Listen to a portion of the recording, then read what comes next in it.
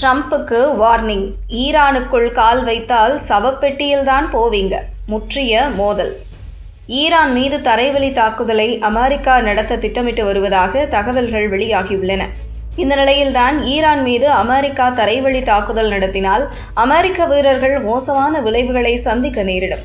நரகத்துக்கு வருக எனவும் ஈரான் மண்ணில் காலடி வைக்கும் அமெரிக்க படை வீரர்கள் சவப்பட்டியில்தான் திருப்பிச் செல்வார்கள் என்றும் அந்த நாட்டின் ஆங்கில நாளிதழான டெஹ்ரான் டைம்ஸ் முதல் பக்கத்தில் செய்தி வெளியிட்டுள்ளது. ஈரான் மீது அமெரிக்காவும் இஸ்ரேலும் போர் புரிந்து வருகிறது. ஒரு மாதத்தை இந்த போர் கடந்துவிட்டது.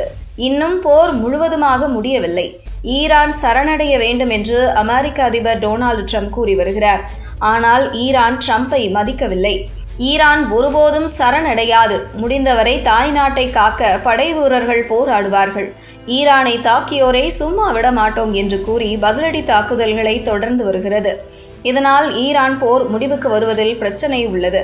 இதற்கிடையேதான் அமெரிக்கா தனது படை வலிமையை மத்திய கிழக்கில் அதிகரிக்க திட்டமிட்டுள்ளது.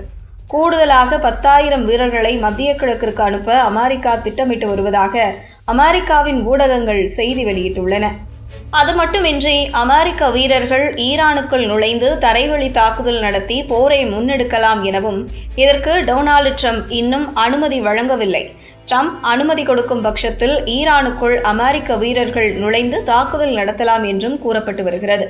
இது தொடர்பாக அமெரிக்காவின் தி வால் ஸ்ட்ரீட் ஜேர்னல் பத்திரிகை வெளியிட்டுள்ள செய்தியில் பிப்ரவரி 28 அன்று ஈரான் மீது அமெரிக்கா இஸ்ரேல் தாக்குதல்களை தொடங்கியது.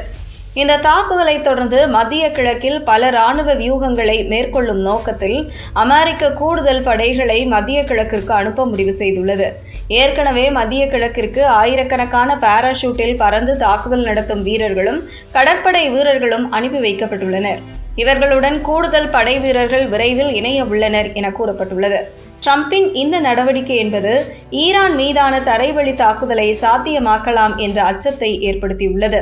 இந்த நிலையில்தான் ஈரானின் ஆங்கில நாளிதழான டெஹ்ரான் டைம்ஸ் முதல் பக்கத்தில் அமெரிக்காவுக்கு வார்னிங் செய்து செய்தி வெளியிட்டுள்ளது. அதில் நரகத்திற்கு வருக என்ற தலைப்பில் வெளியாகியுள்ள செய்தியில் ஈரான் மண்ணில் காலடி வைக்கும் அமெரிக்க படை வீரர்கள் சவப்பெட்டியில் மட்டுமே திரும்பிச் செல்வார்கள் என வார்னிங் செய்துள்ளது. அதேபோல் ஈரான் இராணுவ அதிகாரி ஒருவர் கூறுகையில், ஈரான் மீது தரைவழி தாக்குதல் நடத்தப்பட்டால் ஏமனில் உள்ள ஹவுதி கூட்டாளிகளை நாங்கள் தாக்குதல் நடத்தும்படி கூறுவோம். ஹவுதிகள் செங்கடலில் கப்பல் போக்குவரத்தை முடக்குவார்கள்.